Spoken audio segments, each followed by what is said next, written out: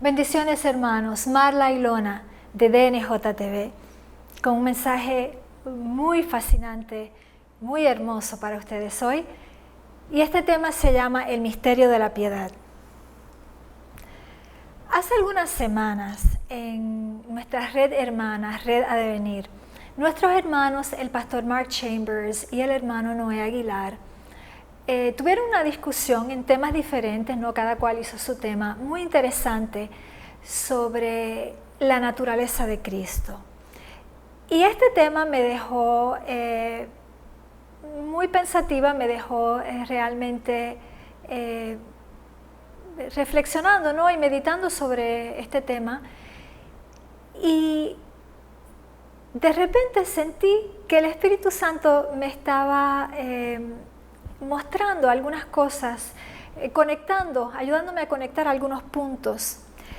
Y sin resumir, ¿verdad?, lo que presentaron los hermanos, Pastor Mark Chambers y el hermano Noé, pero simplemente para que tengamos una fundación sobre la cual vamos a construir hoy, vamos a resumir de manera muy sucinta esto de la naturaleza de Cristo, su doble naturaleza, una naturaleza dual o doble, divina y humana.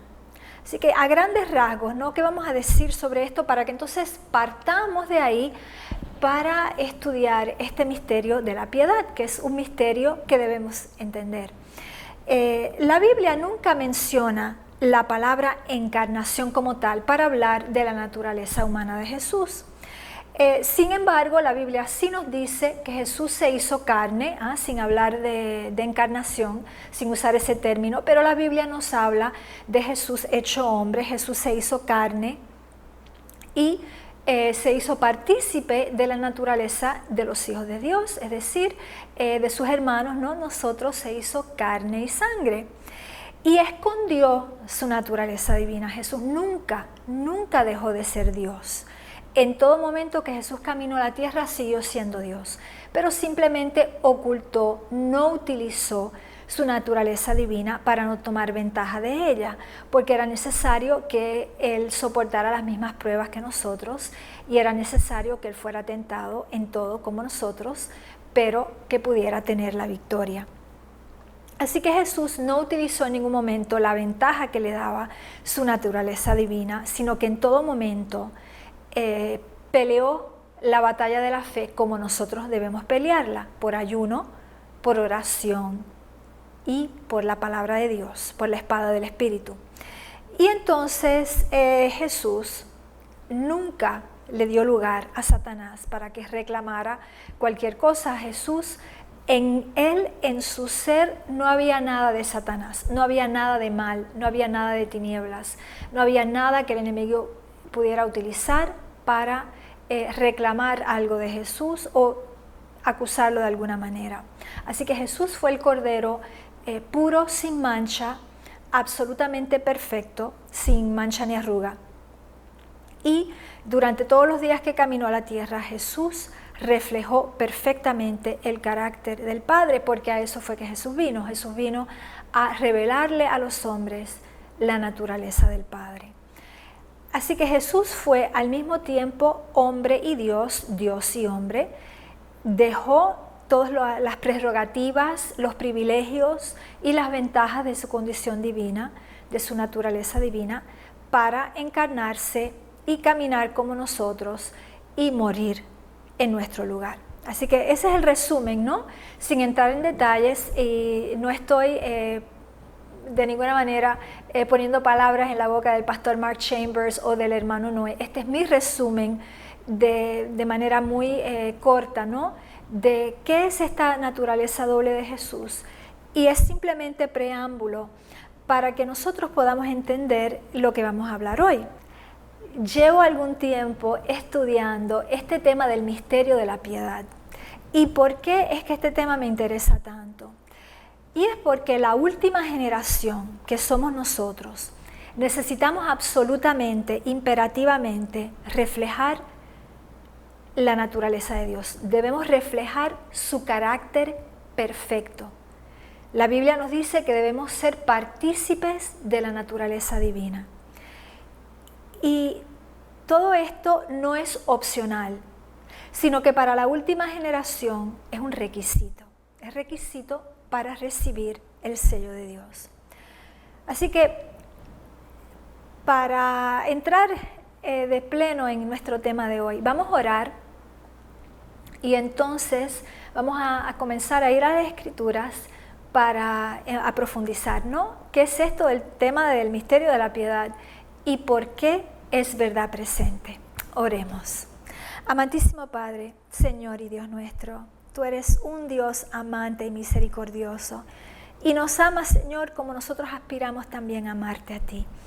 Ayúdanos en esta hora, por tu Espíritu Santo, que podamos entender este hermoso misterio de la piedad, porque hay misterios que no han sido revelados y en los cuales tú no quieres que indaguemos, pero las cosas reveladas sí nos pertenecen, Señor, a nosotros y a nuestros hijos. Deuteronomio 29:29, es tu palabra quien lo dice.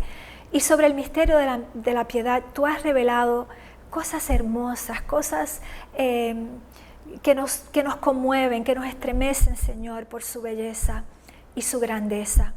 Y por eso estamos aquí, reunidos en tu nombre, confiados de tu presencia, confiados de la dirección de tu Espíritu, para que podamos profundizar y entender lo que está revelado en tu palabra sobre el misterio de la piedad. Gracias, mi Señor. Retira todo espíritu de distracción. Por favor, saca de aquí todo espíritu contrario al Evangelio.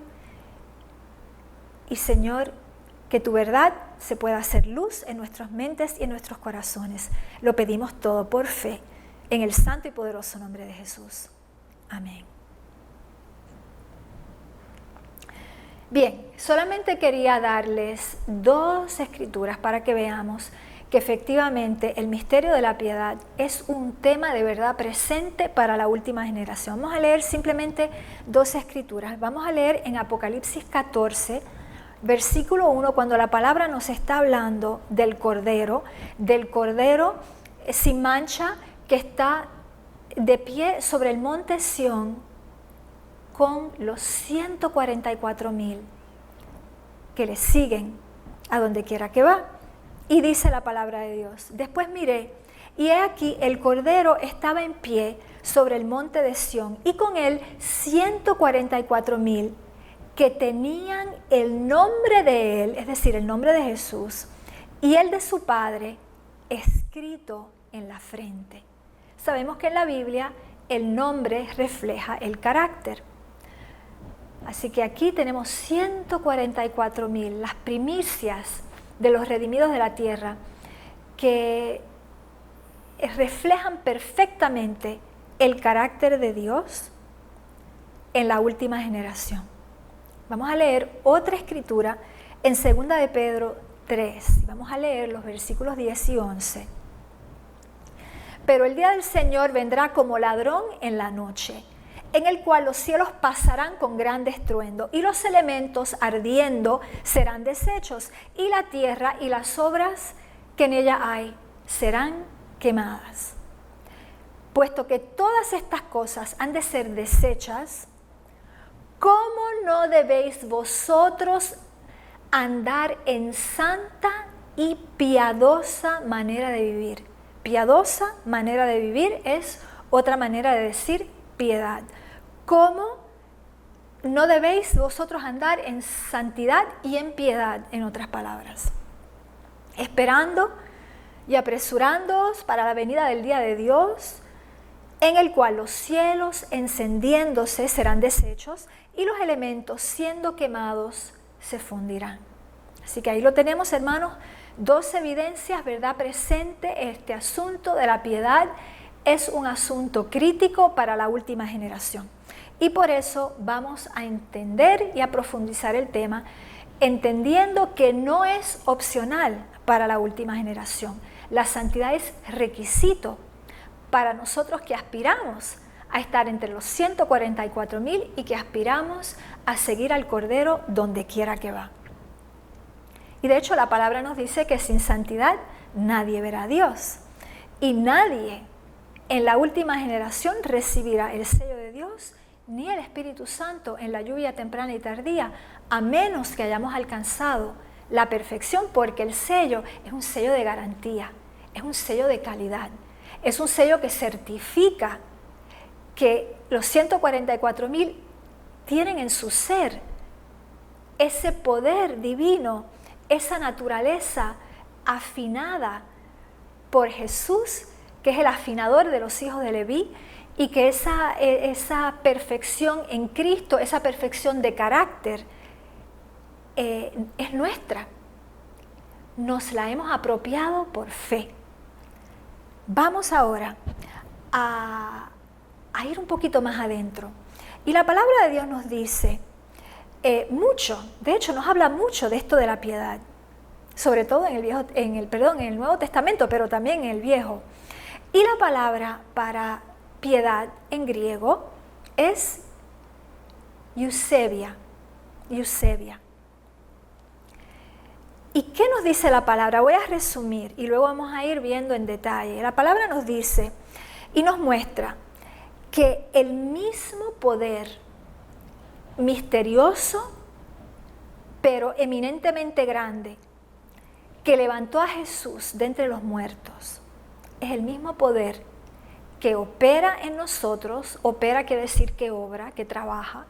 Es el mismo poder que obra en nosotros para llevarnos a la santidad. Y esa operación que se va a hacer por el poder de Dios nos va a llevar hasta la restauración en nuestro ser a la imagen y semejanza de Dios. Porque finalmente este es el objetivo del plan de salvación. Es que podamos ser restaurados a la imagen y semejanza de Dios. Que estemos de nuevo asemejados a nuestro Creador en pureza y en santidad. De eso se trata. Por eso es que todavía estamos aquí. Muchas personas piensan que el plan de salvación terminó en la cruz, pero el plan de salvación no ha terminado aún, porque si no, no estaríamos aquí. Hay un propósito aún para que estemos aquí, y ese propósito, sin entrar en muchos detalles, es que el Señor pueda revelar en la última generación, la generación más débil, la generación más caída, la generación que lleva casi 6,000 años de pecado y de debilidad en la carne, y también en el espíritu. Pues esta generación es aquella en la cual el Señor va a demostrar toda su gloria y todo su poder de salvación y todo su poder santificador. Así que, hermanos, si ustedes todavía, y todos estamos todavía luchando contra tentaciones de diferentes naturalezas, ¿no?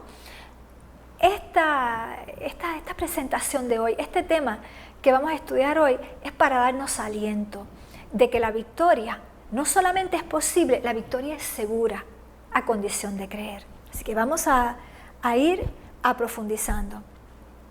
Y para poder demostrar, para poder hacer la demostración pública de la certeza de nuestra perfección a condición de creer en ella, a condición de creer la palabra de Dios, a condición de creer sus promesas, la certeza de que podemos creer, la certeza de que esa perfección se va a operar en nosotros, el Señor quiere que la tengamos fundada y apoyada en su santa palabra, porque Dios quiere que tengamos una fe inteligente.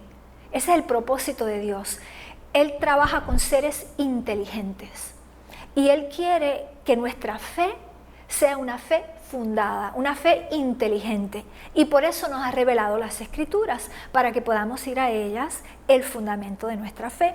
Así que vamos ahora a ir a estudiar las Escrituras, pero vamos a utilizar una metodología un poco particular, que es la metodología que usa el Espíritu Santo cuando nos quiere enseñar.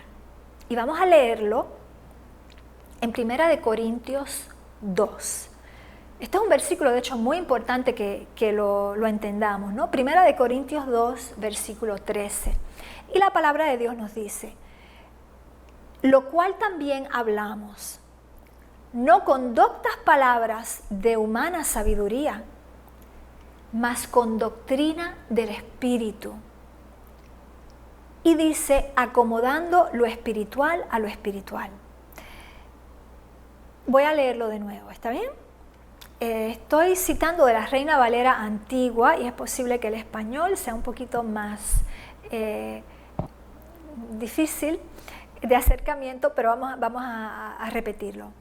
Lo cual también hablamos, no con doctas palabras de sabiduría, de humana sabiduría, dice, más con doctrina del Espíritu, acomodando lo espiritual a lo espiritual. Ahora, esta palabra acomodando, que se ha traducido del griego como acomodando, en realidad sería mejor traducida como comparando, también combinando.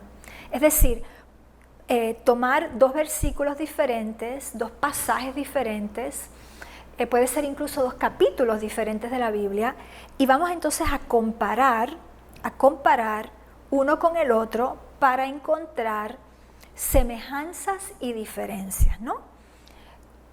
Esta es la metodología que utiliza el Espíritu Santo para revelarnos verdades que tal vez están un poco más ocultas. Es cuando el Espíritu Santo nos toma por la mano y nos quiere llevar a toda la verdad. Y nos quiere llevar a cosas hermosas que no conocemos y que Él quiere empezar a abrirnos un camino de entendimiento y que veamos la conexión entre diferentes puntos que tal vez en nuestras mentes no habíamos conectado. Así que esta es la metodología más con doctrina del Espíritu, es decir, es el Espíritu de Dios que nos va a enseñar, es nuestro Maestro. En lugar de Jesús, Jesús nos envía a su Espíritu para que el Espíritu Santo nos guíe, nos dirija y nos permita entender. Este principio bíblico que yo estoy describiendo aquí y que se describe en ese versículo se llama principio de simetría y paralelismo. ¿Okay? Vamos a seguir. Y lo primero que vamos a constatar, y este es el fundamento de todo el estudio que vamos a desarrollar ahora en este tema, el punto es el siguiente, hablando de la piedad de Cristo, que fue una piedad perfecta, y hablando de la nuestra, que todavía no lo es, pero que será por el poder operante de Dios, será una piedad perfecta. ¿Qué nos dice la palabra de Dios? Vamos a ver dos versículos diferentes. El primero que vamos a leer tiene que ver con Jesús, con su piedad, y nos está describiendo la piedad de Jesús. El segundo que vamos a leer nos habla de nosotros y de nuestra piedad, y nos va a describir la nuestra. ¿Y qué derecho tenemos nosotros? ¿En qué se apoya nuestra pretensión, vamos a decirlo así, nuestra aspiración, nuestra ambición de ser llevados a la perfección? ¿En qué se apoya? ¿Okay? Primero vamos a leer sobre Jesús, pero vamos a tener en cuenta que estamos comparando espiritual a espiritual. Estamos comparando la piedad de Jesús con la nuestra. ¿Okay? Dice, hablando de Jesús, estamos en 1 de Timoteo 3:16. E indiscutiblemente grande es el misterio de la piedad. Dios fue manifestado en carne, justificado en el Espíritu, visto de los ángeles, predicado a los gentiles, creído en el mundo, recibido arriba en gloria. Y aquí vemos que esta piedad de Jesús fue Dios manifestado en la carne, pero justificado en el Espíritu, como nosotros lo somos. ¿Ven? Que había parte divina, parte humana, justificado en el Espíritu como nosotros lo somos. Visto de los ángeles, es decir, tangible, real, predicado a los gentiles, aquí está la dimensión humana, fue predicado en el mundo, creído en el mundo también. Aleluya, amén, por eso estamos aquí, porque creemos en Él. Recibido arriba en gloria, es decir, restaurado de nuevo a su divinidad, a su lugar, a su trono, pero sabiendo que Jesús siempre, por toda la eternidad, conservará su parte humana, que Él no dejó la parte humana cuando caminó la tierra, no dejó la parte divina cuando caminó la tierra, pero tampoco dejará la parte humana, ni la dejó cuando regresó al cielo. Así que este es el misterio de la piedad. Y de hecho, en la Biblia, hablando de la palabra misterio, cuando la Biblia utiliza la palabra misterio, la Biblia no está diciendo que esto no se pueda entender, que es algo que está herméticamente sellado. No, en general, cuando la Biblia utiliza la palabra misterio, esta palabra en su sentido bíblico, es algo que es, como digo, reservado. Es reservado a los iniciados, es decir, a los discípulos. Es reservado a aquellos que escudriñan, a aquellos que estudian, a aquellos que oran, a aquellos que piden la dirección del Espíritu Santo. Es algo que también puede ser comprendido por revelación divina. Así que en la Biblia hay dos maneras de entender un misterio. Es porque somos iniciados al misterio, entre comillas, es decir, porque somos parte de los iniciados, es decir, parte de los discípulos de Jesús. O bien se puede entender por revelación divina.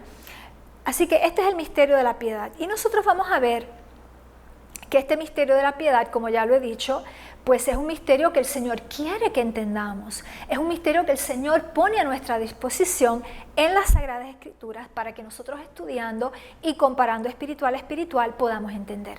Ahora vamos a leer un versículo absolutamente clave sobre este misterio de la piedad en 2 de Pedro 1, capítulo 1, versículo 3. Y dicho sea de paso, para todos los que aspiran a la santidad y a la perfección en Cristo, este capítulo, 2 de Pedro, capítulo 1, es un capítulo indispensable. Debemos estudiarlo y debemos de hecho conocerlo y memorizarlo, porque es un capítulo que nos ayuda grandemente a subir la escalera de la santidad. Vamos a ver qué nos dice Pedro en este capítulo, en este versículo. Como todas las cosas que pertenecen a la vida y a la piedad, nos sean dadas de su divina potencia, por el conocimiento de aquel que nos ha llamado por su gloria y virtud. La King James dice, nos fue dada. Es decir, todas las cosas que pertenecen a la vida y a la piedad nos han sido dadas por Jesús, nos han sido dadas por Jesús, a través del conocimiento de aquel, es decir, del Padre, de aquel que nos ha llamado por su gloria y virtud. Porque recuerden que el que llama es el Padre. El que llama es el Padre. La palabra dice, solo aquellos a quienes el Padre llama pueden venir a mí, dice Jesús, ¿no? Quiere decir que el Padre es quien llama. Ese es uno de los papeles del Padre, es llamar. Así que nosotros, a través del conocimiento del Padre, somos llamados a su gloria y virtud. Y a través de ese conocimiento nos son dadas de su divina potencia, es decir, de su poder, ¿no? Nos son dadas todas las cosas que pertenecen a la vida y a la piedad. En otras palabras, estamos aquí en una categoría de revelación de algo revelado. Deuteronomio 29, las cosas que nos pertenecen, las cosas que han sido reveladas, nos pertenecen a nosotros y a nuestros hijos, las cosas reveladas. Así que aquí estamos en esa categoría, estamos en la categoría de cosas reveladas. Y aquí lo primero que vamos a constatar en esta comparación, comparando espiritual a espiritual, constatamos en primer lugar que se utiliza la misma palabra. El Señor está usando en griego exactamente la misma palabra para hablar de la piedad de Jesús y de la piedad de sus santos. Es la palabra Eusebia, como me parece lo habíamos mencionado. ¿Okay? Vamos a seguir. Lo que es importante comprender, y lo vemos aquí, nos son dadas, o nos han sido dadas más exactamente, a través de su divina potencia, o por su divina potencia, o procediendo de su divina potencia, nos dice 2 de Pedro 1, ¿no? Y aquí lo que queremos enfatizar, además de los puntos que ya hemos enfatizado, es que es Dios quien opera este milagro en nosotros, es Dios quien opera esta santificación en nosotros, este proceso de purificarnos, de perfeccionarnos, es Dios quien lo opera, es Dios quien obra en nosotros. No somos nosotros quienes hacemos, somos incapaces de hacer eso, es Dios. Y lo que es interesante es que mientras Jesús caminó a la tierra, como hombre, como dijimos, poniendo al lado su divinidad, el Señor, el Padre, operó en Jesús este mismo milagro. Fue el milagro también, el mismo poder que lo levantó de entre los muertos. Y dicho sea de paso, el mismo poder que operó la encarnación de Jesús a través de la concepción por la Virgen María. Todo esto es el mismo poder de Dios que opera. Así que vamos a seguir estableciendo los paralelismos y las simetrías entre la piedad de Jesús y la nuestra. Y ustedes van a ver que es algo muy hermoso. Ahora vamos a acelerar un poquito porque no quiero que la demostración bíblica sea demasiado larga, pero es un tema importante, hermanos. Es un tema que de hecho debemos estudiar. Cada cual con su palabra, su Biblia, debe estudiar este tema porque es importante que estudiemos las profecías, es importante que velemos y oremos, es importante que estemos atentos a todo lo que está sucediendo, pero la palabra dice que cuando veamos estas cosas suceder, pongamos nuestra vista en el cielo, pongamos nuestra vista arriba. Y esto es parte de poner nuestra vista arriba, porque como contemplamos, así seremos transformados. Así que es importante estudiar estos temas. Ok. Lo que vamos a empezar a enfatizar, ¿no? Y que lo vamos a demostrar, vamos a hacer la demostración bíblica, pero el concepto aquí es el siguiente. La justicia de Jesús o su santidad, su piedad y la nuestra son dos caras de la misma moneda. Hay una reciprocidad, hay una íntima conexión entre la piedad de Cristo y la nuestra, como dos caras de una moneda. Y esta reciprocidad la leemos claramente en un versículo que es hermosísimo, en 2 Corintios 5, versículo 21, que nos dice: al que no conoció pecado, hizo pecado por nosotros, para que nosotros fuésemos hechos justicia de Dios en él. Así que ustedes ven la reciprocidad. Jesús por nosotros, el que no conoció pecado, fue hecho pecado por nosotros. Y nosotros, habiendo pecado, pero por su sacrificio, somos hechos la justicia perfecta de Dios en él. Así que ven la reciprocidad, ven las dos caras de la moneda. Vamos a seguir. Vamos a la demostración bíblica. Y lo que les voy a mostrar aquí es absolutamente maravilloso. Esto es, no sé, me alienta, es alentador, me da consuelo. Cuando siento, ay Señor, otra vez caí, cometí este error, Padre amado, otra vez el mismo error, porque a menudo los errores son los mismos, ¿no? Es el mismo patrón que se repite. Cuando caemos hay un patrón que se repite. Y cuando decimos, ay Señor, por favor, otra vez, no, Padre. Hermanos, por eso es que estamos aquí, por eso es que estamos entendiendo esto. Ustedes van a ver que esta palabra nos va a dar tanto aliento, que vamos a entender que cuando nos damos cuenta y tenemos esa toma de conciencia, es que el misterio está operando, es que el poder de Dios está operando, porque nos estamos dando cuenta. Porque si no, ni siquiera nos daríamos cuenta, seguiríamos pecando sin la conciencia de que estamos pecando. Así que el primer paso es la toma de conciencia, es la convicción por el Espíritu de que cometimos un error.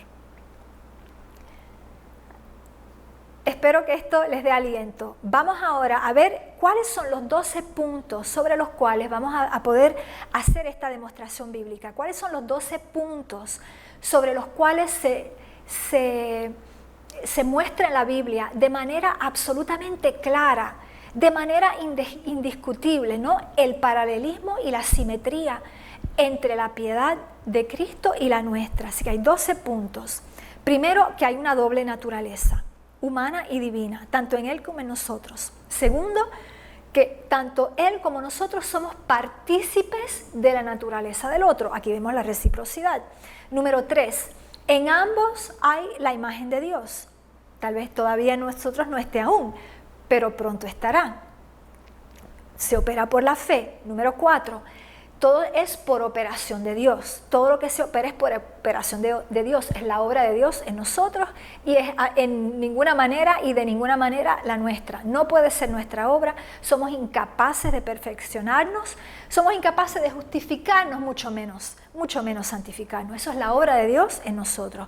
Así que el milagro en Jesús como en nosotros se operó. El milagro de la resurrección, el milagro de una santidad perfecta en un cuerpo humano, con todas las tentaciones humanas. Ese milagro en Jesús lo operó el Padre, el milagro de la resurrección también, y en nosotros se opera el milagro de la santidad, también por el poder de Dios.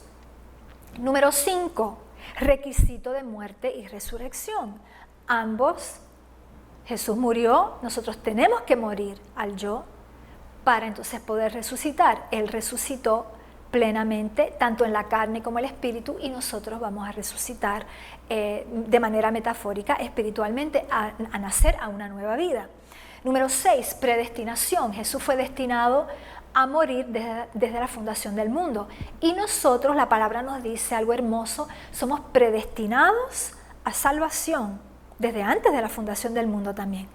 7, tanto Jesús como nosotros somos hijos y herederos. Él, hijo unigénito y heredero de todas las cosas, de toda la creación. Nosotros, hijos por adopción y herederos de la herencia eterna, que es Dios y es el reino de los cielos.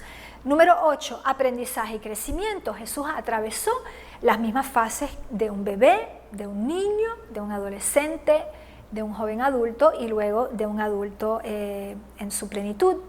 Y nosotros también, y de hecho Jesús también se operó aprendizaje y crecimiento también sobre el plano espiritual, como lo vamos a leer, y para nosotros también es indispensable que se opere un aprendizaje y un crecimiento en las cosas de Dios.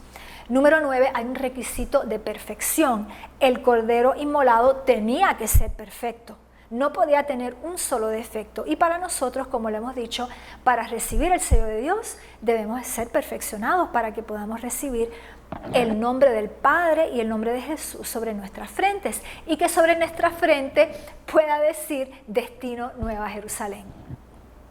Número 10, plenitud. Jesús, la palabra nos dice que es la plenitud de todas las cosas, la plenitud de la deidad está en Él.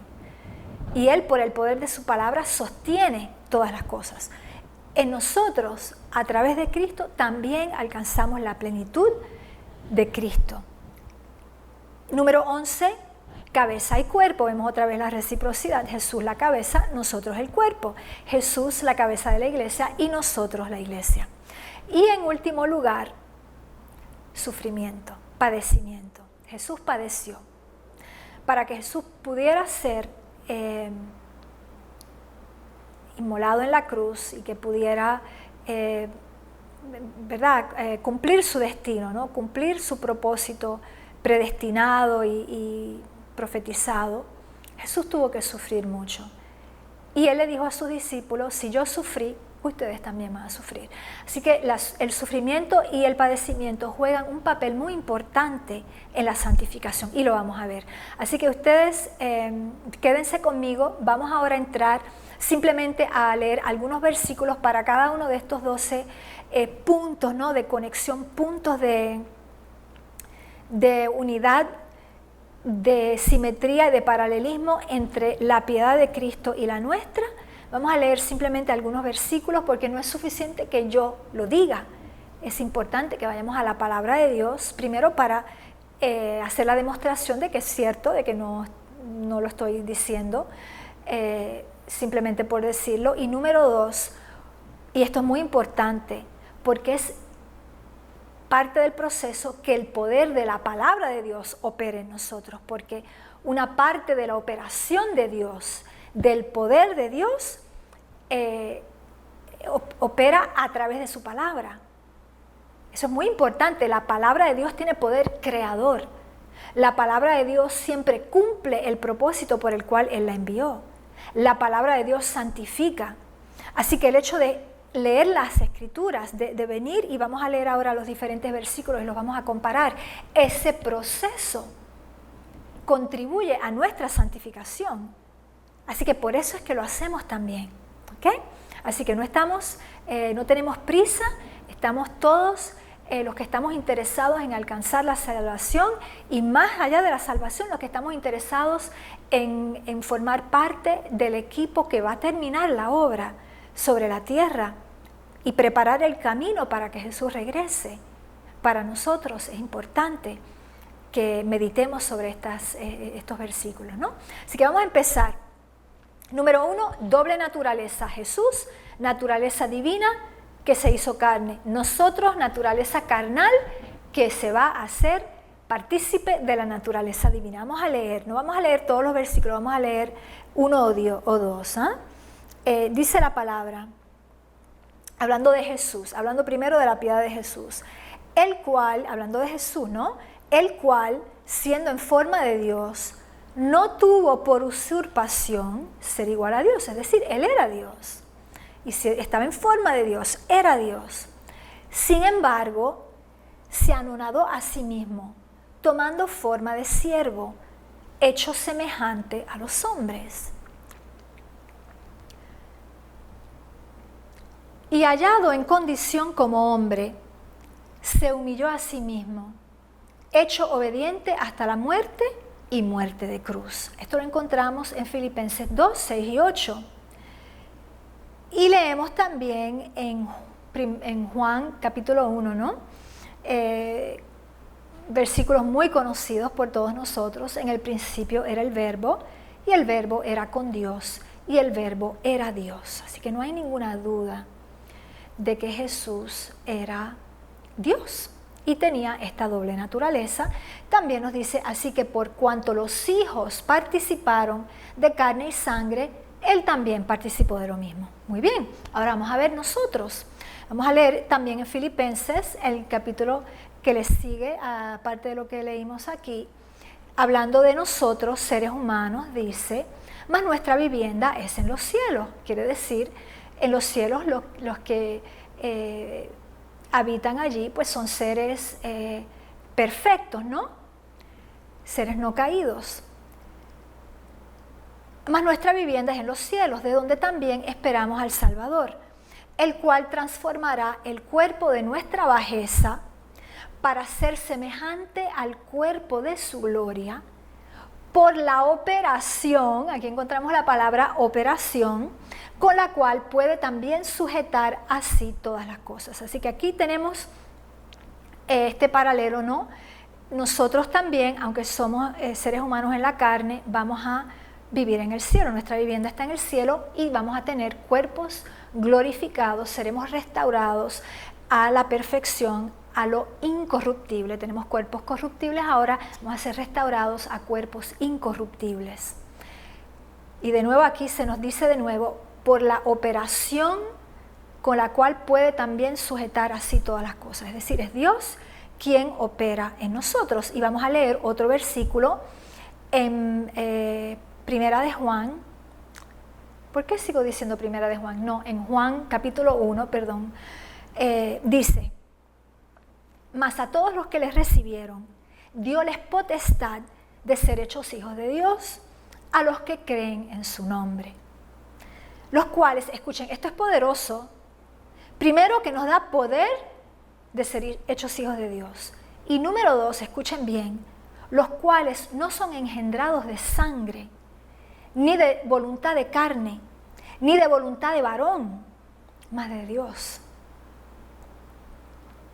Esto es súper poderoso, espero que estén conmigo.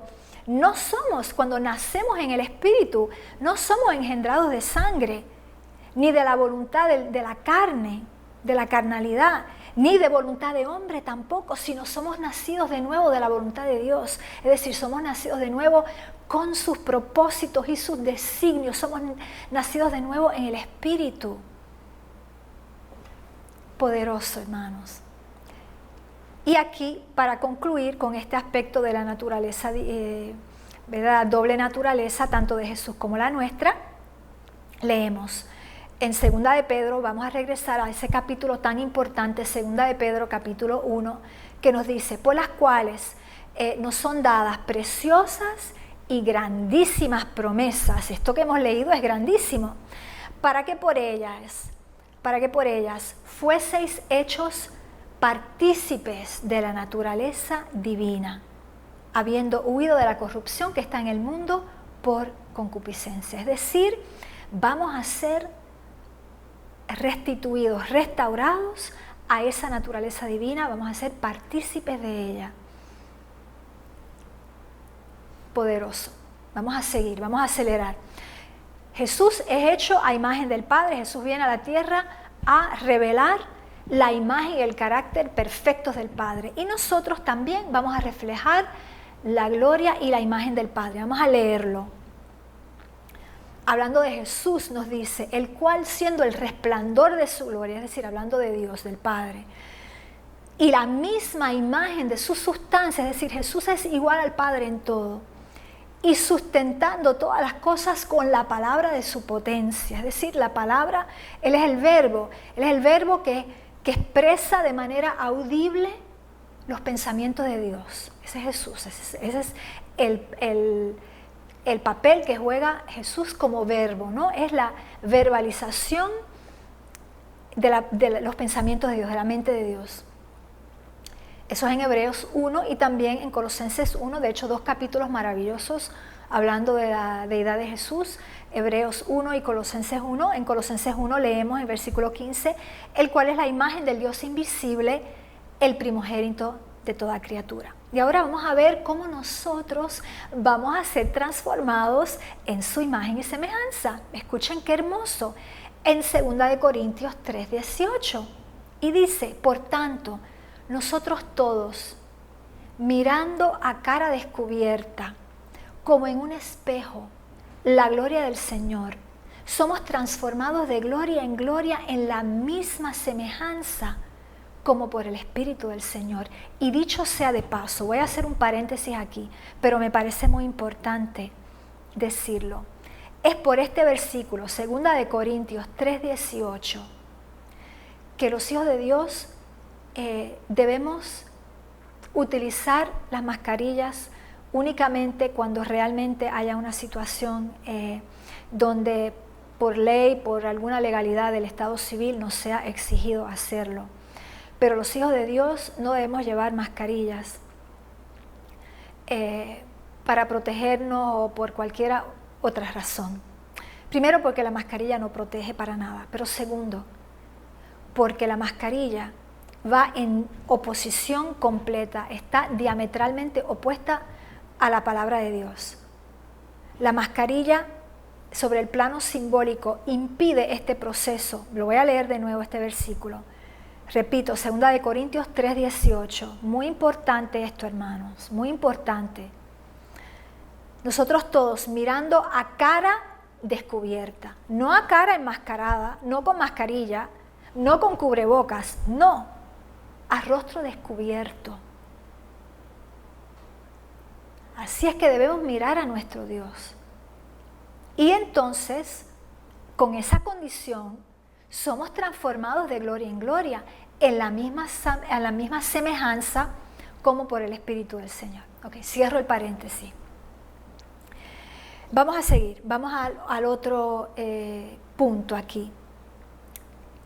Tenemos el punto número 4, que todo esto se opera por el poder de Dios, tanto en Jesús como en nosotros. Vamos a leer la evidencia en la Biblia de que es el poder de Dios que operó en Cristo mientras caminó la tierra. Vamos a leer en Efesios 1 y en Colosenses 2. Vamos a empezar por Colosenses 2. Dice, hablando de nosotros inicialmente, pero luego va a hacer alusión a Jesús. Dice, sepultados juntamente con Él en el bautismo, nosotros sepultados con Jesús en el bautismo, en el cual también resucitasteis con Él. Es decir, morimos a la carnalidad, el hombre viejo muere y resucitamos en el Espíritu. Ahora, ¿cómo es que se hace esto? Y dice, por la fe de la operación de Dios que le levantó de los muertos. Por la fe de la operación de Dios que le levantó de los muertos. Es decir, que Jesús también en todo momento tuvo que creer las palabras de su Padre, tuvo que creer en las promesas de su Padre, tuvo que creer en ese pacto que se hizo. Se pierde en la eternidad cuándo se hizo ese pacto, pero fue antes de la fundación del mundo que se hizo el pacto para, si alguno pecase, rescatar a la humanidad caída. Y Jesús tuvo que creer que el Padre iba a cumplir el pacto y que una vez que Él hubiera dado su vida, que el Padre lo iba a resucitar y que Él no sería eternamente separado del Padre y dejado en las tinieblas. Y nosotros también, vamos a entonces concluir aquí hablando de nosotros también, es por fe, es por la fe en el poder de Dios para operar esta obra en nosotros, que nosotros también podemos ser resucitados de la carnalidad, podemos morir a la carnalidad y podemos ser resucitados en el Espíritu y realmente ser vasijas limpias y puras, completamente comprometidas con el Señor, listas para que el Señor derrame su Espíritu sobre nosotros y en nosotros y a través de nosotros. Vamos a leer otra evidencia aquí en Efesios 1, hablando de Jesús, dice: ¿y cuál aquella supereminente grandeza de su poder para con nosotros los que creemos? Por la operación de la potencia de su fortaleza. De nuevo, ustedes ven que importante es esta palabra, por la operación. Por la operación. En griego, la palabra operar o la palabra operación es energaia. Y esta palabra quiere decir la obra, el trabajo, la eficacidad de Dios en nosotros, como también fue la eficacidad de Dios en Jesús. Vamos a empezar de nuevo. ¿Y cuál aquella supereminente grandeza de su poder para con nosotros los que creemos? Es decir, esa supereminente grandeza de su poder solamente puede operar si creemos. Por la operación de la potencia de su fortaleza. Ustedes ven, estas palabras son palabras grandes, son palabras poderosas, la cual obró en Cristo, resucitándole de los muertos y colocándole a su diestra en los cielos. Hermoso, ¿no? Ok, y ahora vamos a ver nosotros. Bueno, ya vimos, nosotros también morimos, resucitamos, y vamos a ver la continuación. De hecho,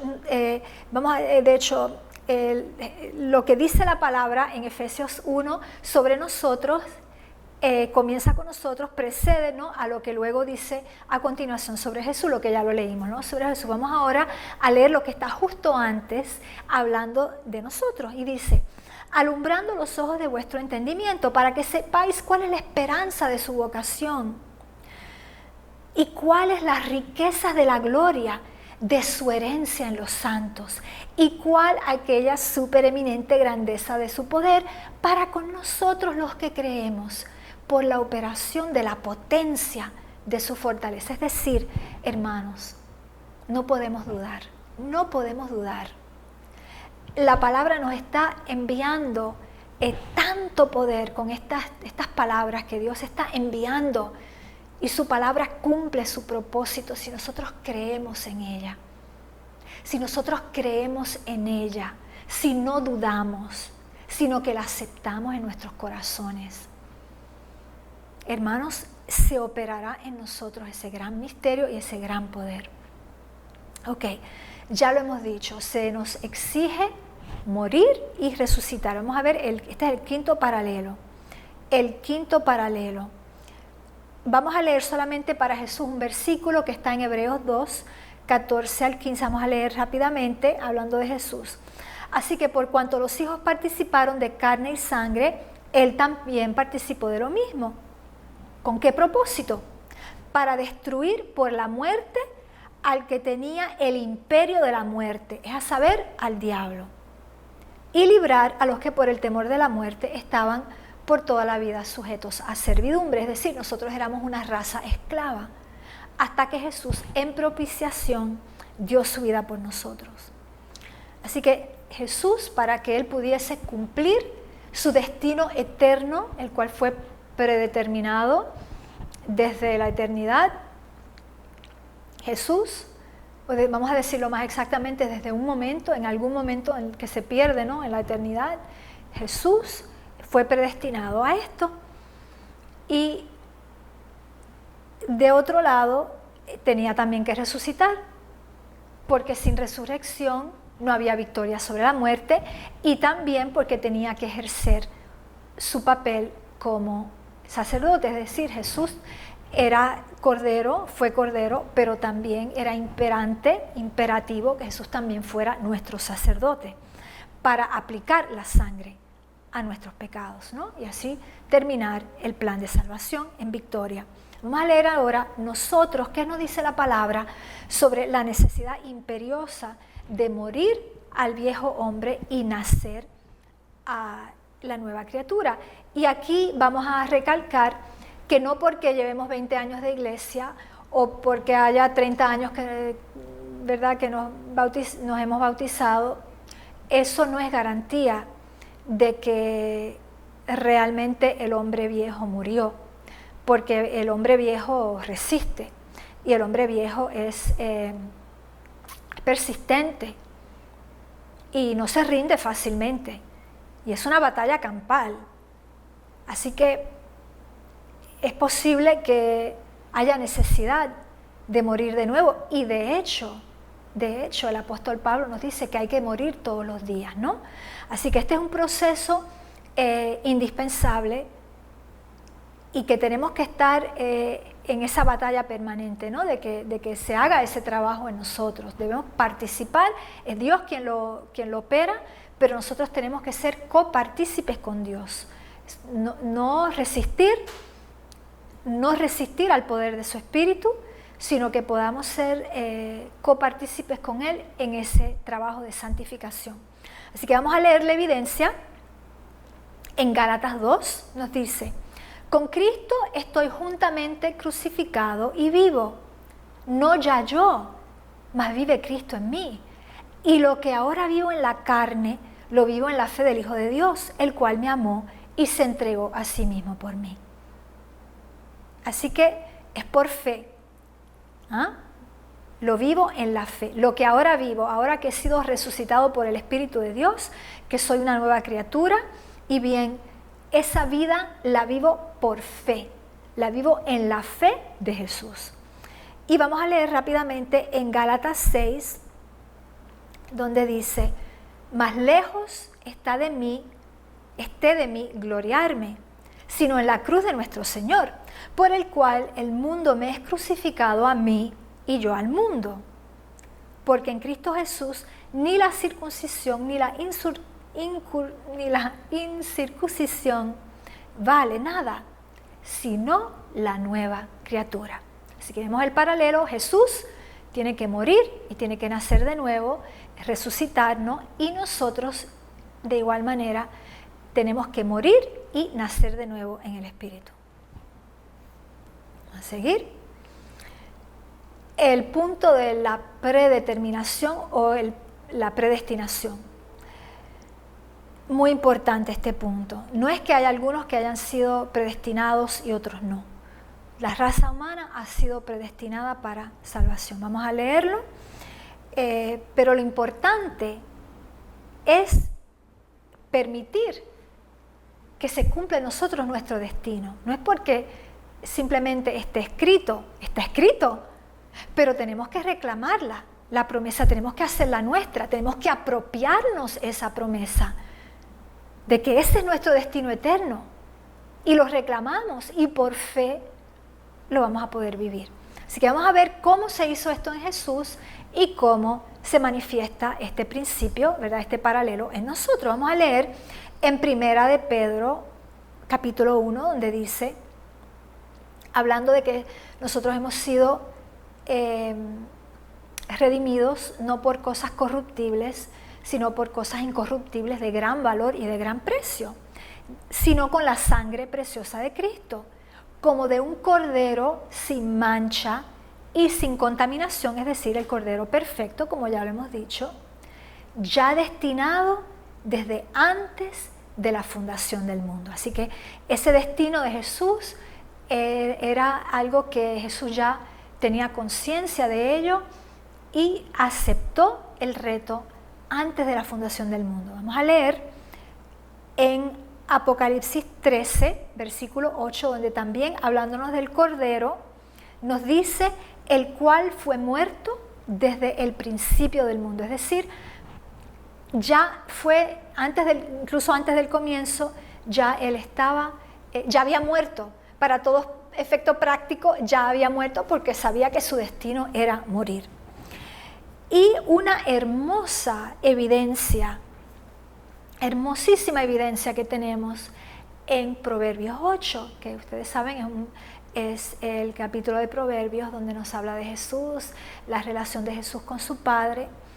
Y en Proverbios 8, versículos 22 y 23 nos dice: Jehová me poseía en el principio de su camino, ya de antiguo, antes de sus obras. Eternalmente tuve el principado. Es decir, él fue destinado a ser heredero de todas las cosas, pero ese principado ya lo tenía eternamente, es decir, es algo que estaba predestinado. Eternalmente tuve el principado, desde el principio, antes de la tierra. De nuevo estoy leyendo la Reina Valera antigua, por eso dice eternalmente, tal vez que las versiones más modernas dirían eternamente. Tuve el principado desde el principio, antes de la tierra. Así que está súper confirmado aquí, no cabe ninguna duda de que Jesús ya estaba predeterminado a su muerte. Y de hecho, rápidamente dice, conforme, esto es en Efesios 3, donde se nos habla de hecho del misterio, del gran misterio de Cristo y de la piedad, dice, conforme a la determinación eterna que hizo en Cristo Jesús nuestro Señor. Y finalmente en Hebreos 10, otra escritura muy hermosa, entonces dije, este es Jesús hablando, entonces dije, heme aquí, en la cabecera del libro está escrito de mí, para que haga, oh Dios, tu voluntad. Qué hermoso, ¿no? Qué hermoso. Y nosotros pues también estamos predestinados también. Dice en Efesios 1, según, hablando del Señor, según nos escogió en Él, es decir, el Padre nos escogió en Jesús, antes de la fundación del mundo, para que fuésemos santos y sin mancha delante de Él en amor, habiéndonos predestinado para ser adoptados hijos por Jesucristo, asimismo, según el puro afecto de su voluntad. Es decir, la voluntad del Padre siempre ha sido que podamos ser restaurados y que seamos santos, puros y sin mancha, perfectos como Él es perfecto. Y ustedes conocen muy bien, voy a terminar con Efesios y después vamos a hablar de Jeremías. Para terminar con Efesios 1 también dice, en Él digo, en quien asimismo tuvimos herencia, habiendo sido predestinados conforme al propósito del que hace todas las cosas, según el consejo de su voluntad. Aquí tenemos un segundo testigo de que hemos sido predestinados conforme al propósito de Dios, que hace todo conforme a su voluntad.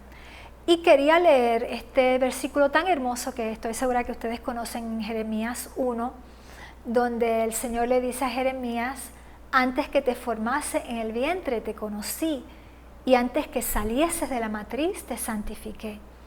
Te di por profeta a las gentes. Bueno, a Jeremías lo dio como profetas, a otros los da como apóstoles, a otros como maestros, evangelistas, pastores, es decir, para cada cual el Señor tiene un cargo, un trabajo, una obra que hacer, y esto fue predestinado antes de que estuviéramos en el vientre. Así que ven la hermosura del amor de Dios para con nosotros, hermanos. Esto me da tanto aliento y me da mucho consuelo. Vamos a seguir.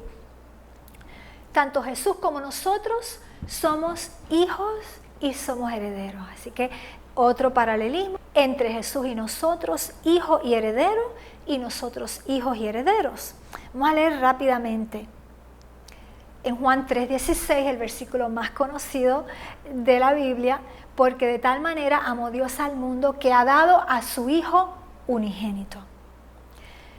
Hebreos 1, Dios, habiendo hablado muchas veces y de muchas maneras en otro tiempo a los padres por los profetas, en estos postreros días nos ha hablado por el Hijo, a quien constituyó heredero de todo, es decir, Jesús, hijo unigénito y también heredero. Vamos a leer ahora, hay otras evidencias, pero ¿verdad? Por el tiempo vamos a seguir hablando de nosotros. Mirad cuál amor nos ha dado el Padre para que seamos llamados hijos de Dios. Está en Primera de Juan, capítulo 3. Habíamos ya leído en primer capítulo del Evangelio de Juan, mas a todos los que les recibieron, dioles potestad de ser hechos hijos de Dios.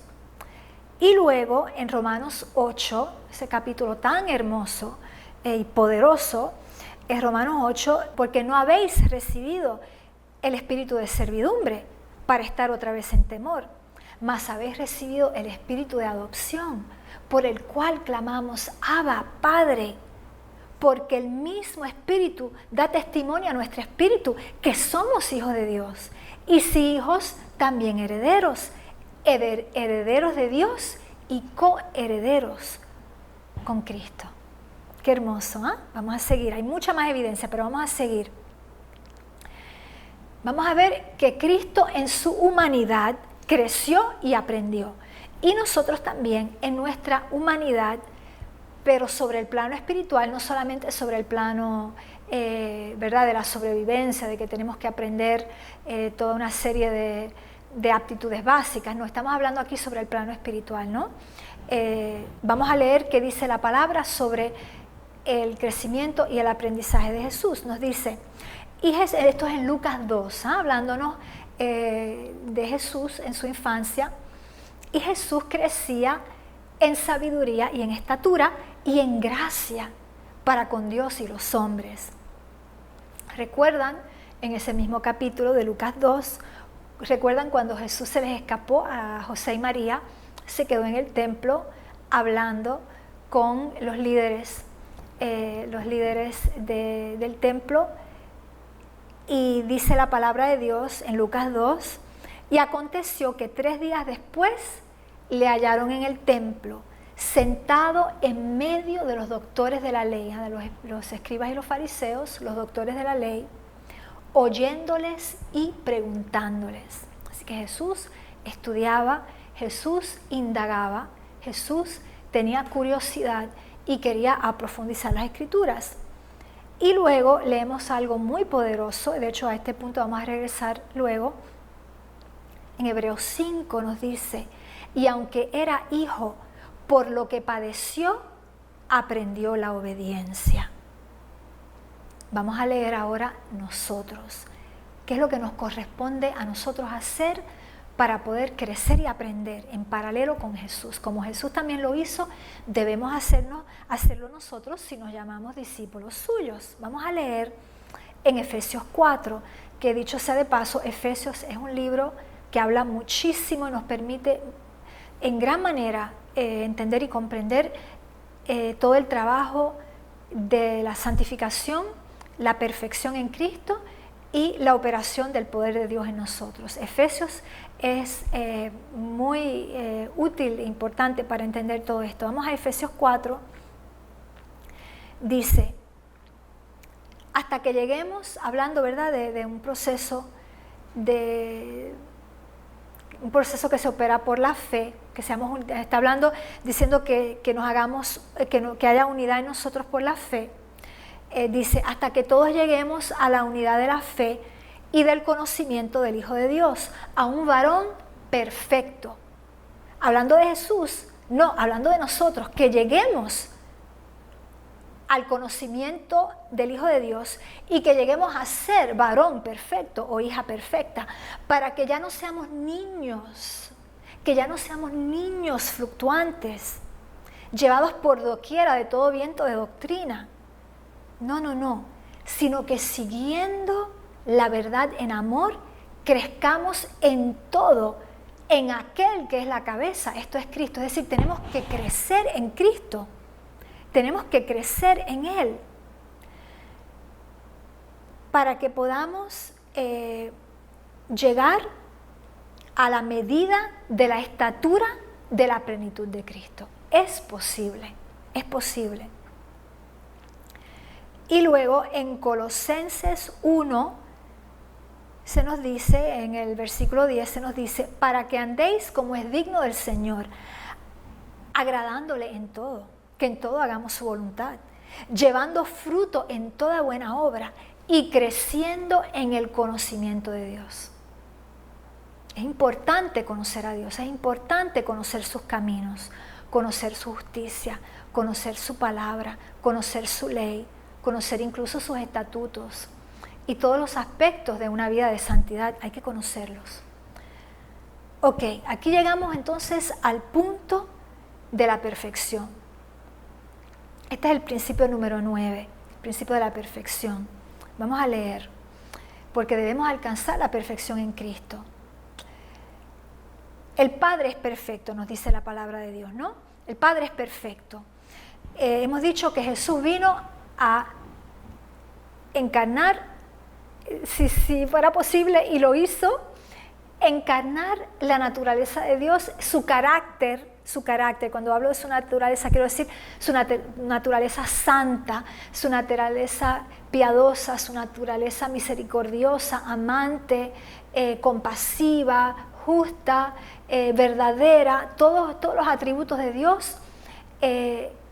La misión de Cristo no era solamente de morir por nosotros y redimirnos, sino también de revelar la totalidad, la plenitud de la deidad en la carne, aquí en la tierra. Mientras caminó la tierra, era importante que Él hiciera esa demostración de quién era el Padre.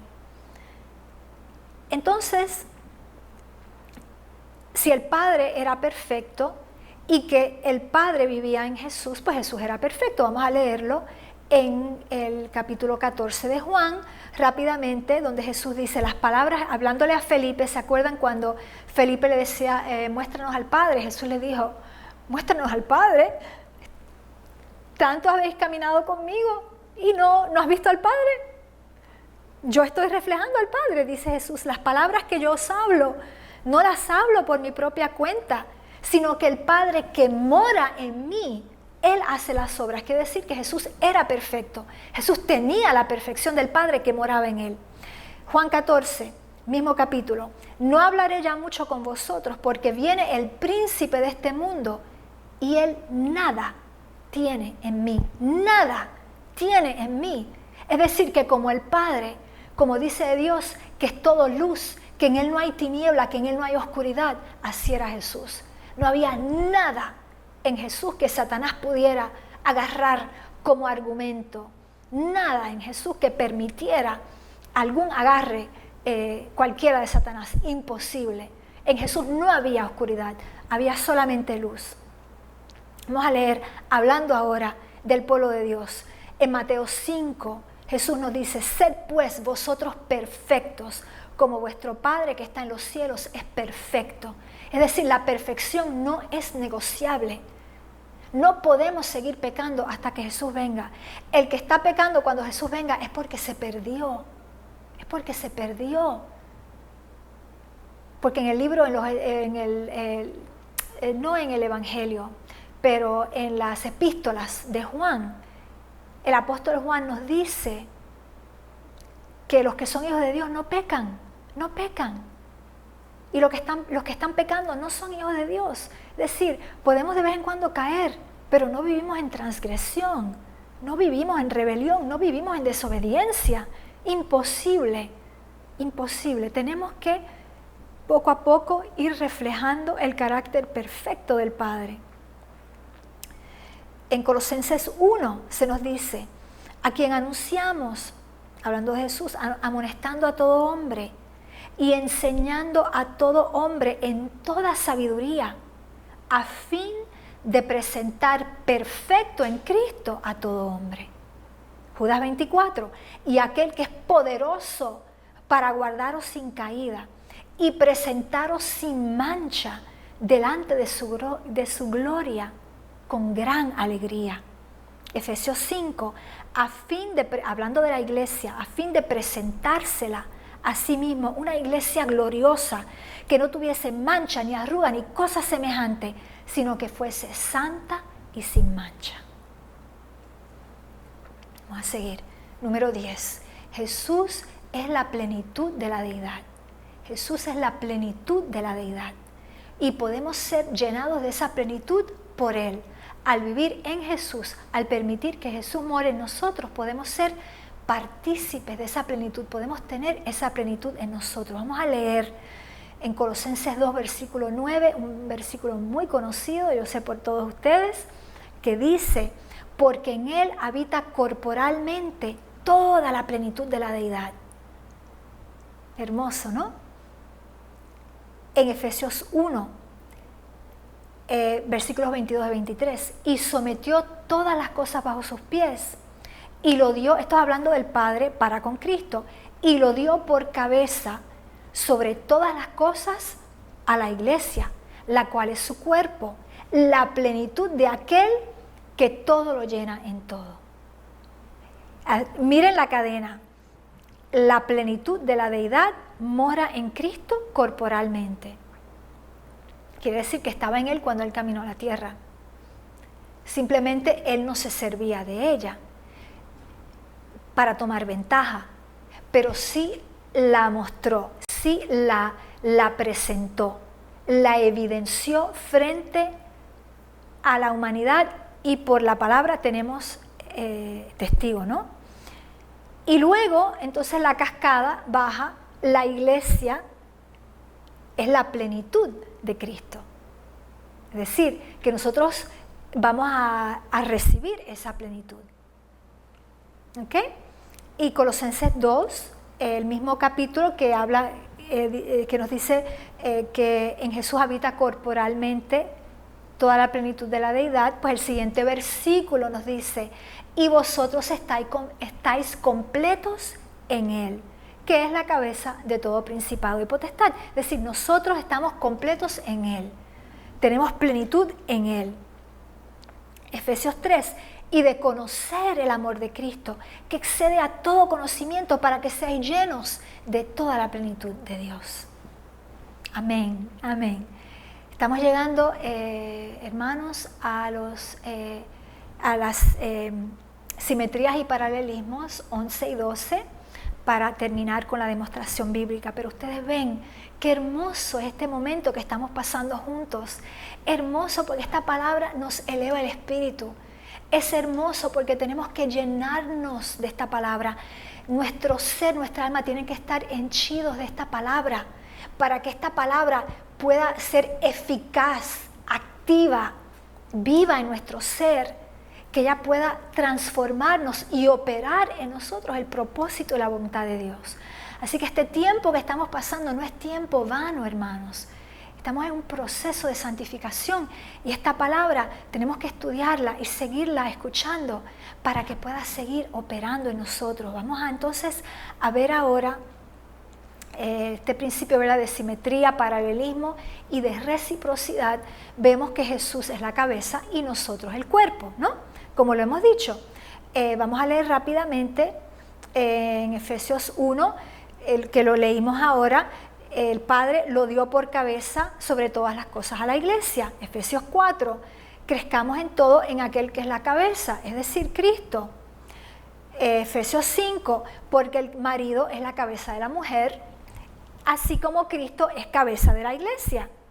Colosenses 1, y Él es la cabeza del cuerpo, que es la iglesia. Es decir, Jesús la cabeza, nosotros el cuerpo. ¿Ok?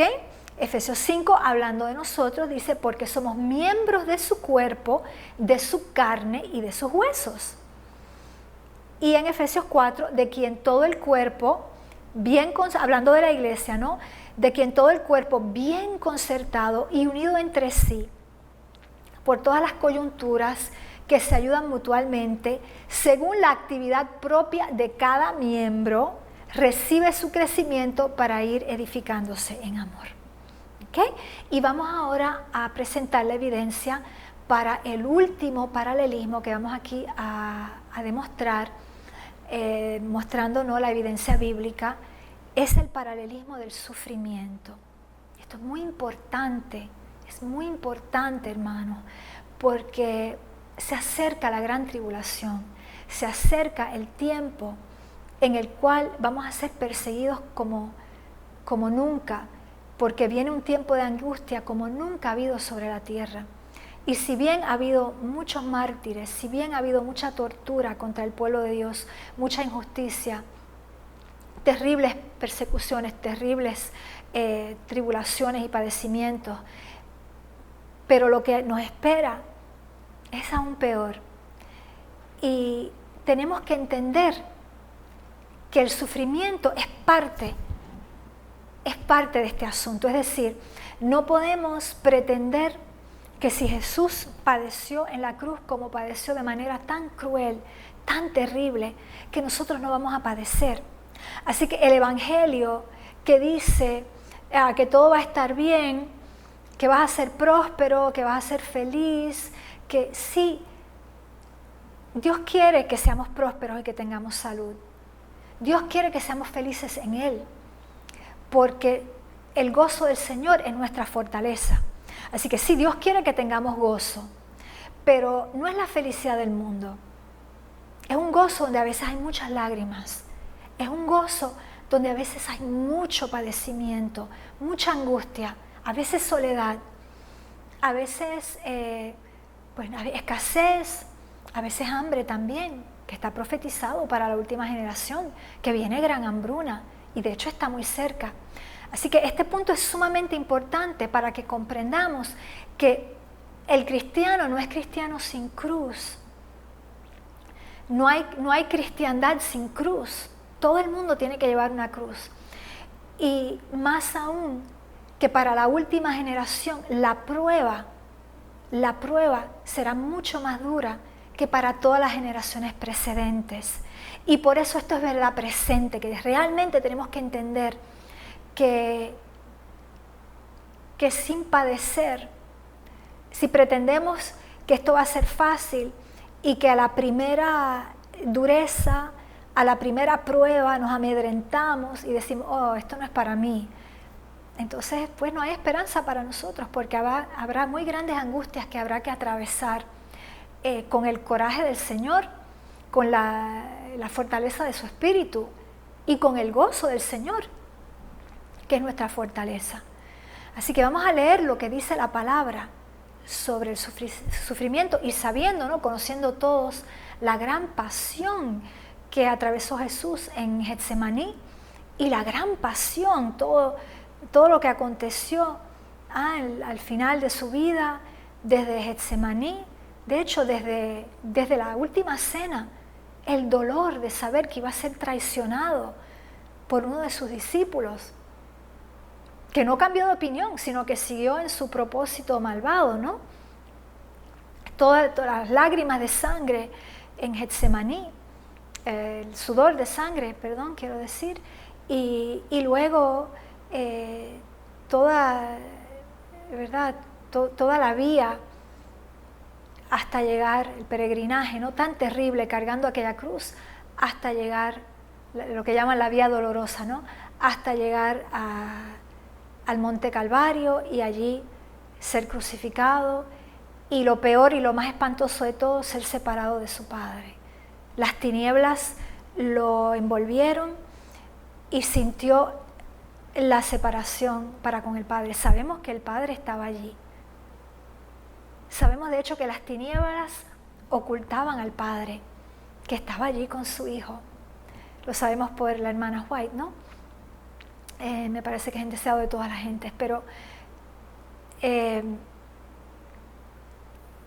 no obstante, ¿no?, el punto resta de que el padecimiento es parte del discipulado cristiano y sobre todo para la última generación.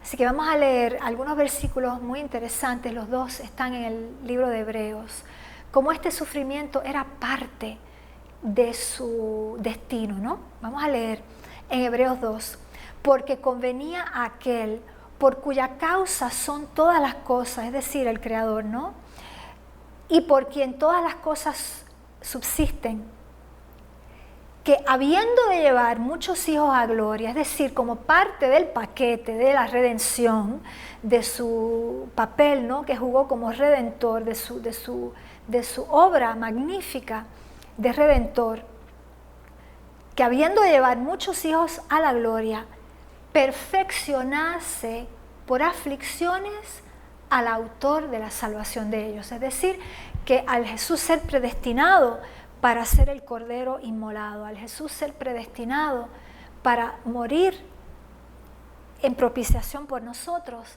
pues el sufrimiento y el padecimiento eran parte de esa obra, ¿no? Y que por eso el Padre debía perfeccionar por aflicciones al autor de la salvación de ellos, es decir, de nosotros. Y leemos también en Hebreos 5. Y de hecho,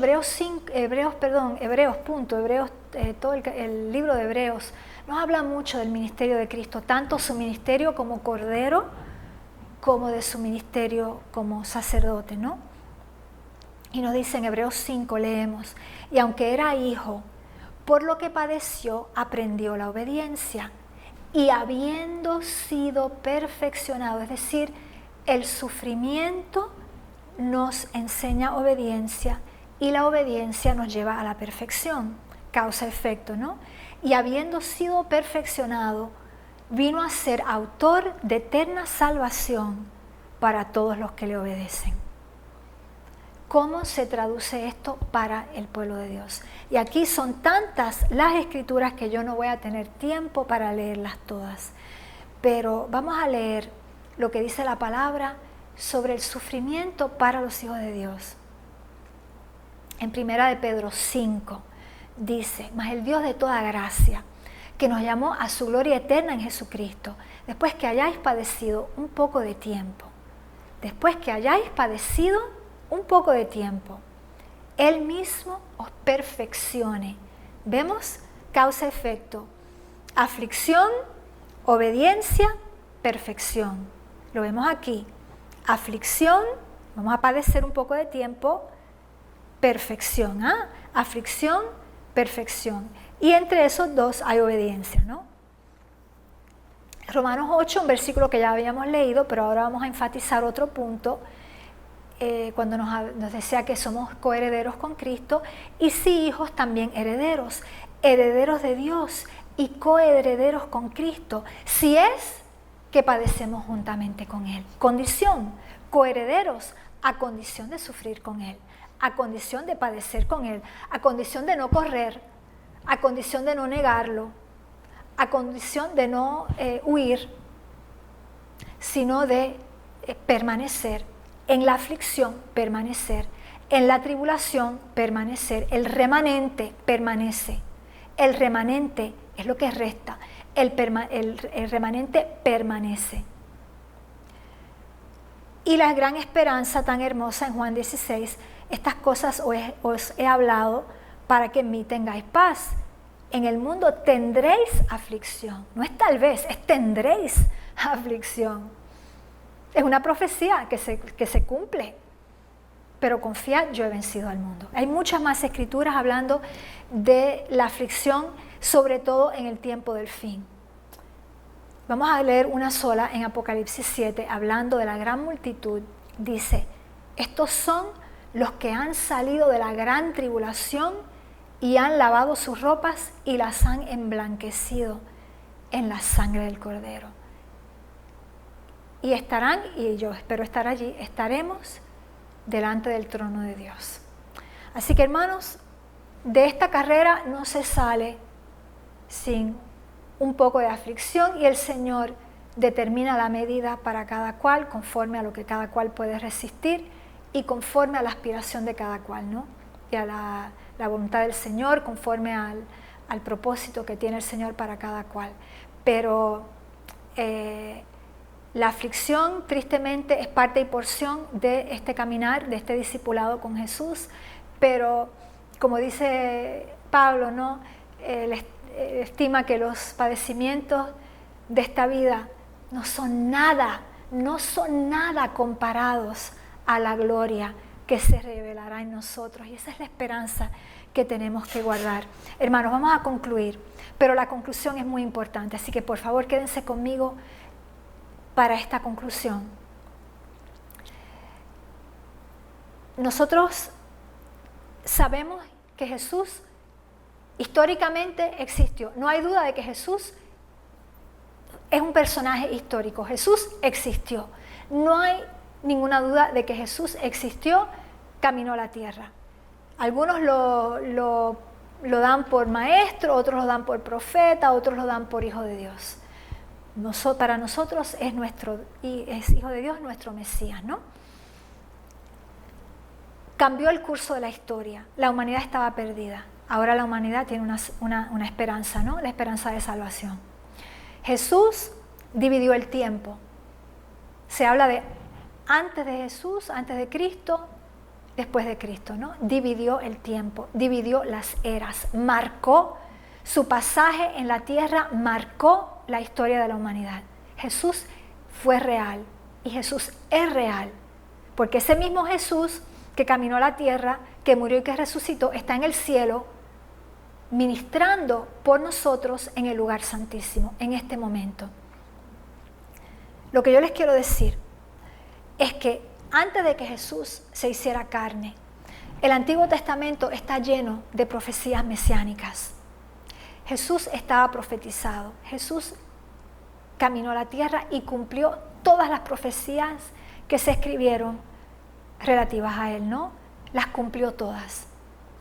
Ustedes pueden estar seguros que ese mismo Jesús que caminó la tierra, que cumplió todas las profecías que se escribieron sobre Él, ese mismo Jesús cumplirá todas estas profecías que yo acabo de compartir con ustedes.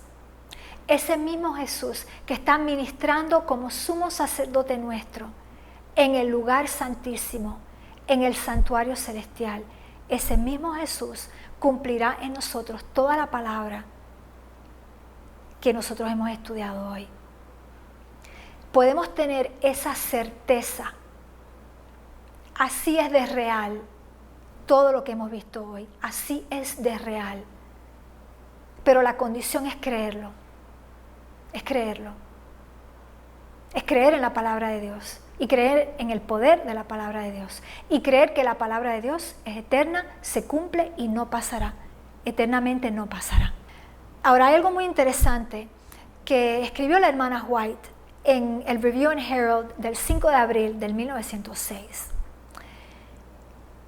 Y fue para mí algo, ella escribió mucho sobre cómo no debemos interesarnos, ¿verdad? El misterio de la encarnación es algo que el Señor ha guardado y no, eso es algo que no ha sido revelado en las Escrituras, ¿no? Cómo se operó ese misterio, no necesitamos, ni queremos ni necesitamos saberlo, ni queremos indagar en eso porque se nos ha dicho que no debemos ir a indagar allí. Pero a mí me interpeló muchísimo que en todo lo que escribió la hermana White, en ese, ¿verdad?, Review and Herald del 5 de abril de 1906, ella dijo algo corto pero para mí muy enigmático. Y ella dijo que el misterio de la encarnación y el misterio de la piedad son el mismo misterio. Y yo me quedé un poco perpleja, bastante perpleja de hecho, porque como les dije al principio, llevo ya muchos meses estudiando esto del misterio de la piedad, por la gran importancia, ¿no?, que tiene para nosotros. Y entonces que ella dijera que el misterio de la encarnación, misterio en el cual no debemos indagar, es el mismo que el misterio de la piedad, el cual ha sido en gran manera revelado, como lo hemos visto aquí. Y para mí era algo muy enigmático. Y con oración y preguntándole al Señor, pero Señor, ¿qué quiere decir esto? No entiendo qué quiere decir la hermana White con esto. Y lo que el Señor me permitió comprender es lo siguiente. Escuchen bien. Cuando nosotros morimos al viejo hombre y permitimos que sea Jesús quien tenga morada en nosotros a través de su Espíritu Santo, Jesús se está encarnando de nuevo. Jesús se encarna de nuevo de manera totalmente incomprensible para los seres humanos. No lo vamos a comprender. Tal vez en el cielo no sea revelado, pero aquí no se nos explica otro que a través del poder de la operación de Dios. Es lo único que sabemos, que eso se efectúa a través del poder, la eminente grandeza del poder de la operación de Dios.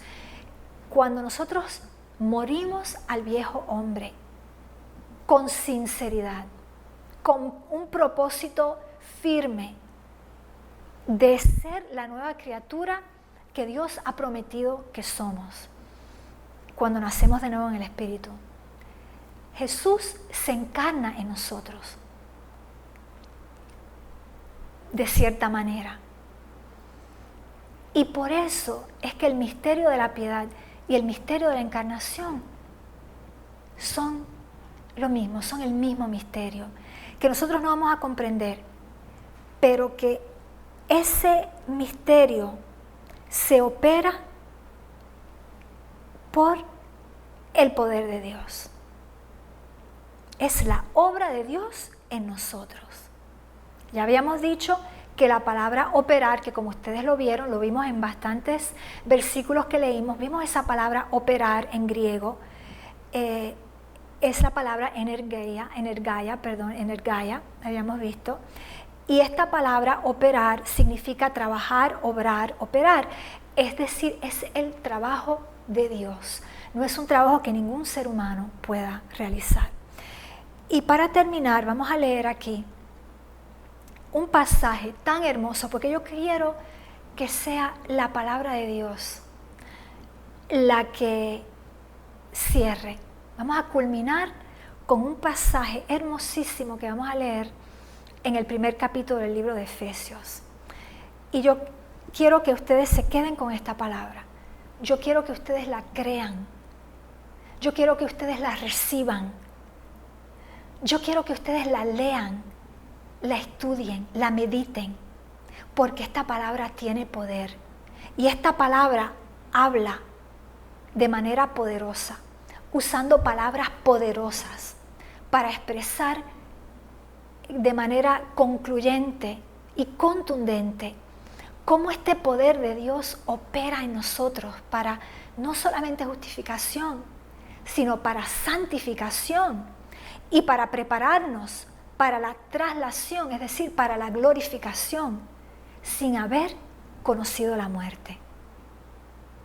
Esto es poderoso, hermanos, pero solamente el poder de Dios opera en aquellos que le creen, en aquellos que creen en su palabra y en aquellos que creen en sus promesas.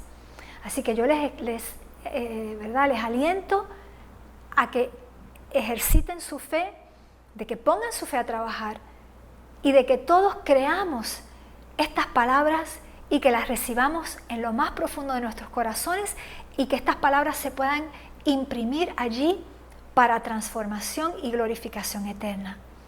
En el nombre santo de Jesús vamos a leer con el poder del Espíritu Santo, Señor, que invocamos en esta hora. Estamos leyendo ahora de Efesios 1, versículos 15 al 23. Por esta causa también yo, está hablando Pablo, habiendo oído de vuestra fe en el Señor Jesús y de vuestro amor para con todos los santos, no ceso de dar gracias por vosotros, haciendo memoria de vosotros en mis oraciones, para que el Dios de nuestro Señor Jesucristo, el Padre de gloria, os dé espíritu de sabiduría y de revelación en el conocimiento de Él, alumbrando los ojos de vuestro entendimiento, para que sepáis cuál es la esperanza a que Él os ha llamado y cuáles las riquezas de la gloria de su herencia en los santos y cuál la supereminente grandeza de su poder para con nosotros los que creemos, no en los que no creen, para con nosotros los que creemos, según la operación del poder de su fuerza, la cual operó en Cristo, resucitándole de los muertos y sentándole en su diestra en los lugares celestiales, sobre todo principado y autoridad y poder y señorío, y sobre todo nombre que se nombra, no solo en este siglo, sino también en el venidero. y sometió todas las cosas bajo sus pies y lo dio por cabeza sobre todas las cosas a la iglesia, la cual es su cuerpo, la plenitud de aquel que llena todo en todo. ¿Y cómo se operó esto? El Dios de nuestro Señor Jesucristo, el Padre de gloria, por la supereminente grandeza de su poder para con nosotros los que creemos, según la operación del poder de su fuerza, operó el milagro en Jesús. Y hermanos, podemos tener la certeza de que así como la operó en Jesús, esa transformación, ese milagro, esa santidad, esa piedad perfecta, esa obediencia perfecta y esa resurrección y esa glorificación, hermanos, así lo hará con nosotros. Esa es la certeza que podemos tener. Y vamos a orar para que el Espíritu Santo obre y opere este gran milagro y esta gran transformación en nosotros. Amantísimo Padre, Señor y Dios de gloria, Padre de amor, Padre de misericordia, Padre nuestro, gracias Padre por estas palabras, gracias Señor, gracias por darnos aliento, gracias Padre amado, porque podemos creer en tu palabra, porque nos ha dado evidencia tras evidencia tras evidencia de la supereminente grandeza de tu poder, que opera en nosotros para salvación, para santificación y para glorificación. Te pedimos en esta hora que tu Espíritu Santo continúe operando en nosotros, Padre amado, que esta palabra haya encontrado terreno fértil en nuestros corazones y que pueda dar fruto para salvación, para santificación y para glorificación.